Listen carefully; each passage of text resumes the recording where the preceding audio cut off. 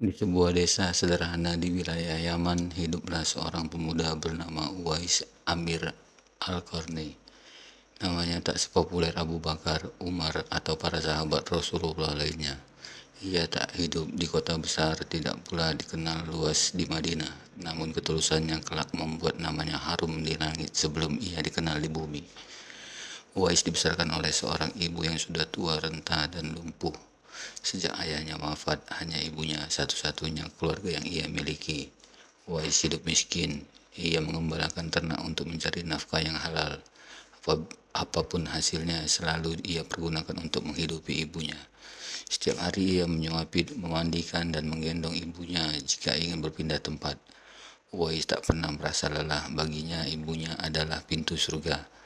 Suatu hari sang ibu berkata dengan mata berkaca-kaca, "Wahai anakku Uwais, aku ingin sekali pergi berhaji menunaikan panggilan Allah ke Baitullah." Uwais tahu ia miskin, tidak punya harta untuk membiayai perjalanan jauh itu, tapi cintanya kepada ibunya lebih besar dari apapun. Ia berusaha keras mencari jalan karena tak mampu membeli hewan tunggangan. Uwais akhirnya berhenti menggendong ibunya. Ia menggendong berkeliling bukit-bukit kecil di sekitar rumahnya agar tubuhnya kuat jika kelak menggendong ibunya sepanjang perjalanan haji.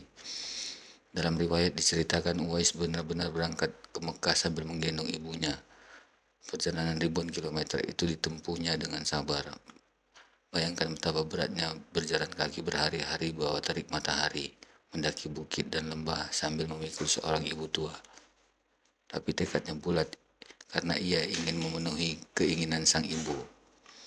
Di tanah suci, Uwais mendampingi ibunya hingga selesai menunaikan ibadah haji. Setelah semua selesai, ia pulang lagi ke Yaman, tetap sebagai pemuda miskin yang tidak dikenal orang. Uwais sangat mencintai Nabi Muhammad.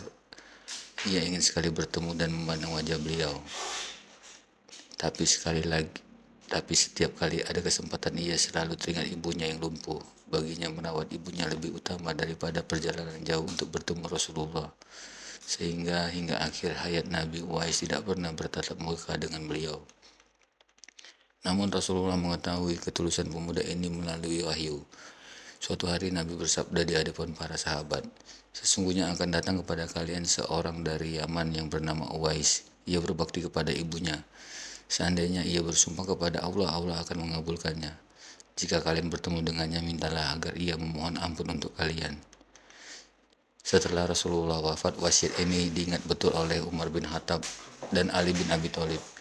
Setiap musim haji, mereka mencari seorang lelaki dari Yaman bernama Uwais. Hingga suatu tahun rombongan dari Yaman datang. Umar bertanya kepada mereka, "Adakah di antara kalian bernama Uwais?"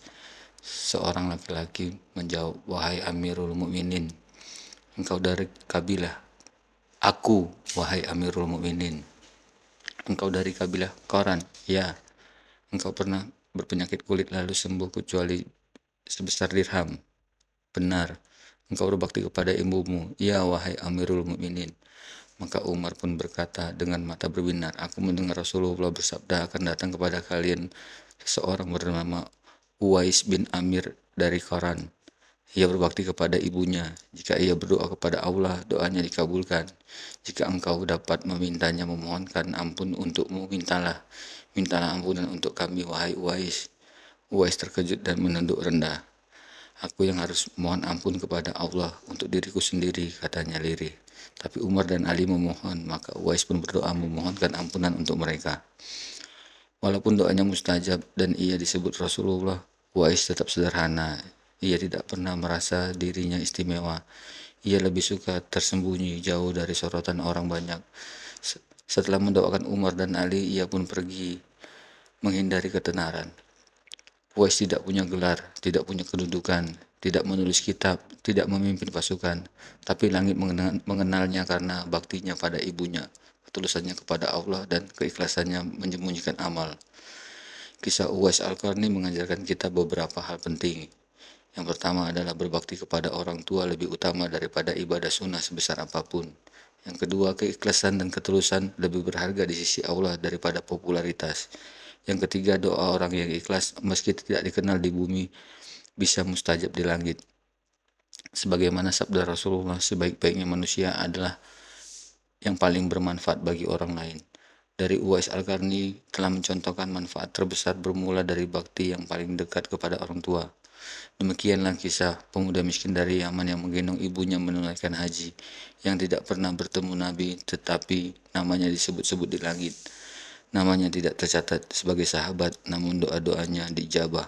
Ia membuktikan bahwa kemuliaan bukan pada keturunan, harta, ataupun popularitas, tetapi pada keikhlasan berbakti dan tunduk kepada Allah. Semoga kita bisa meneladani Uwais Al-Qarni, berbakti kepada orang tua, menjaga hati tetap ikhlas, dan berlomba dalam amal yang diridhoi Allah. Namanya tak sepopuler Abu Bakar, Umar, atau para sahabat Rasulullah lainnya. Ia tak hidup di kota besar, tidak pula dikenal luas di Madinah, namun ketulusannya kelak membuat namanya harum di langit sebelum ia dikenal di bumi. Uwais dibesarkan oleh seorang ibu yang sudah tua, renta, dan lumpuh. Sejak ayahnya wafat, hanya ibunya satu-satunya keluarga yang ia miliki. Uwais hidup miskin. Ia mengembalakan ternak untuk mencari nafkah yang halal. Apapun hasilnya selalu ia pergunakan untuk menghidupi ibunya. Setiap hari ia menyuapi, memandikan, dan menggendong ibunya jika ingin berpindah tempat. Uwais tak pernah merasa lelah, baginya ibunya adalah pintu surga. Suatu hari sang ibu berkata dengan mata berkaca-kaca, "Wahai anakku Uwais, aku ingin sekali pergi berhaji menunaikan panggilan Allah ke Baitullah."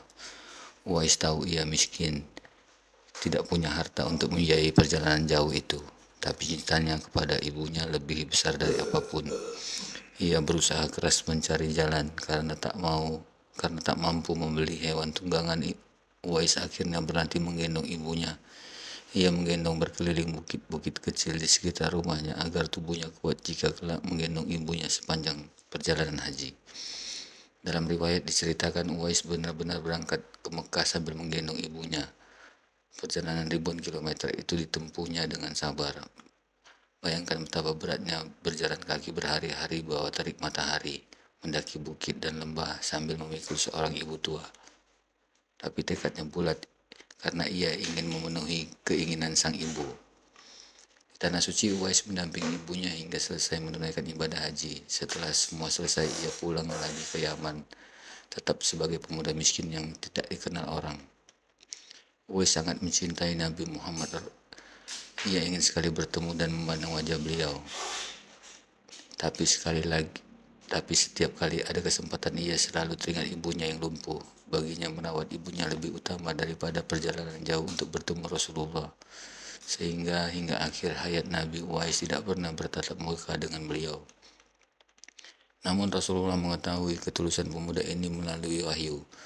Suatu hari Nabi bersabda di hadapan para sahabat, "Sesungguhnya akan datang kepada kalian seorang dari Yaman yang bernama Uwais. Ia berbakti kepada ibunya. Seandainya ia bersumpah kepada Allah, Allah akan mengabulkannya. Jika kalian bertemu dengannya, mintalah agar ia memohon ampun untuk kalian." Setelah Rasulullah wafat, wasiat ini diingat betul oleh Umar bin Khattab dan Ali bin Abi Thalib. Setiap musim haji, mereka mencari seorang lelaki dari Yaman bernama Uwais. Hingga suatu tahun rombongan dari Yaman datang. Umar bertanya kepada mereka, "Adakah di antara kalian bernama Uwais?" Seorang laki-laki menjawab, "Wahai Amirul Mukminin, engkau dari kabilah?" "Aku, wahai Amirul Mukminin." "Engkau dari kabilah Qoran?" "Ya." "Engkau pernah berpenyakit kulit lalu sembuh kecuali sebesar dirham?" "Benar." "Engkau berbakti kepada ibumu?" "Ya, wahai Amirul Mukminin." Maka Umar pun berkata dengan mata berbinar, "Aku mendengar Rasulullah bersabda, akan datang kepada kalian seseorang bernama Uwais bin Amir dari Qoran. Ia berbakti kepada ibunya. Jika ia berdoa kepada Allah, doanya dikabulkan. Jika engkau dapat memintanya memohonkan ampun untukmu, mintalah ampunan untuk kami, wahai Uwais." Uwais terkejut dan menunduk rendah. "Aku yang harus mohon ampun kepada Allah untuk diriku sendiri," katanya lirih. Tapi Umar dan Ali memohon, maka Uwais pun berdoa memohonkan ampunan untuk mereka. Walaupun doanya mustajab dan ia disebut Rasulullah, Uwais tetap sederhana. Ia tidak pernah merasa dirinya istimewa. Ia lebih suka tersembunyi jauh dari sorotan orang banyak.